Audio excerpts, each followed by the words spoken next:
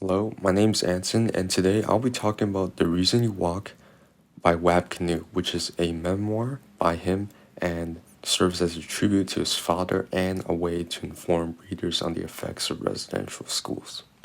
So the story starts with his father, Toba Sonaquat, and he was taken away from his indigenous parents at a young age and sent to St. Mary's Indian Residential School. During his time in the school, Tomba Sinakwa experienced physical and sexual abuse from the adults and even witnessed his friend Magoons get brutally murdered as a kid.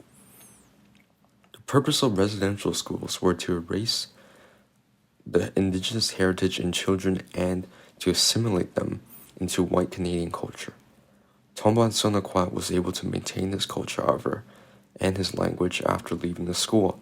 But the trauma of the residential schools echoed throughout his life as seen in periods of heavy alcoholism, imprisonment, and difficult family relationships. Kinew then recounts his personal life as a half-indigenous child growing up in Winnipeg, in which he points out his father's hot-headed and distant nature growing up, which was likely due to his trauma during the residential school days. Now, in the story, Kinew talks about his own experiences with racism, such as the time when he got choked by his 5th grade teacher for being indigenous, another time where he was attacked by a stranger for being indigenous as well. Like his father, Kinew also experienced heavy alcoholism and addictions, and he also served time in prison, which all eventually led him to seek professional help regarding his mental health problems. In his life, Kinew has been a musician, worked at CBC as a journalist, and started a family of his own. However, his father got diagnosed with cancer later on in his life, which prompted Kinew to leave his journalism job to spend more time connecting with his father and to resolve the injustices that Indigenous people have been facing for generations. One prominent moment that demonstrates this is when Kinew's father met up with the Pope at the Vatican City, which represents reconciliation and symbolizes the forgiveness that indigenous communities have towards centuries of oppression.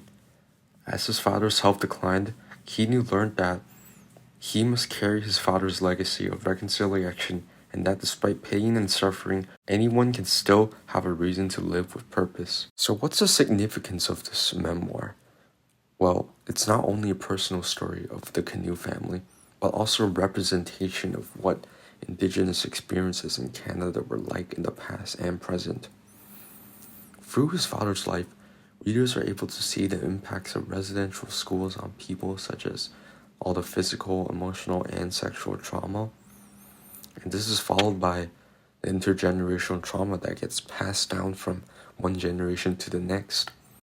Kinew's father represents the suffering caused by colonialism, but also the resilience of indigenous peoples, as he is able to preserve his culture and traditions such as the Sundance practice. To add to that, Kinew's own story also highlights how reconciliation is a personal journey and not just a community one.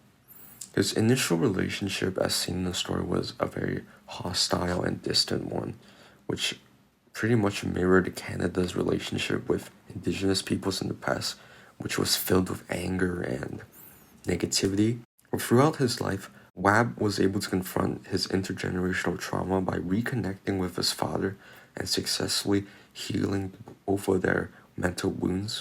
And this really reminds readers that the Canadian government must confront their past mistakes for real reconciliation to happen. From this book, I was able to learn 2 key lessons. The first one being that reconciliation can only start in oneself before it can spread to the rest of society. And this really serves as a reminder that I need to value the relationships in my life, even in times of conflict or argument. Now, fixing broken bonds, showing empathy, and seeking forgiveness are practices that I can apply to my own personal relationships and in how I think about reconciliation with other Indigenous peoples in Canada. The second lesson is that our core purposes as people is to provide love to the world. In Indigenous culture, the communities often believe in a higher power that guides them throughout their life. This is evident when Kinew sings a song, The Reason You Walk, which teaches human beings that they were placed on this world to spread love and affection. And this has inspired me to pretty much adopt these principles and morals into my own life, especially when I'm feeling down and not having the best time with other people. I learned that the reason I walk in life is not to experience pain or conflict, but to display positive emotions even when experiencing negativity.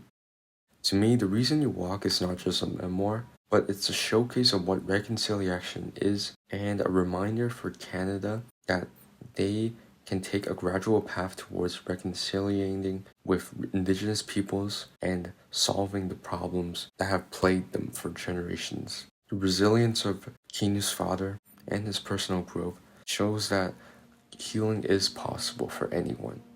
But that can only happen if people choose to listen, forgive, and spread love no matter what.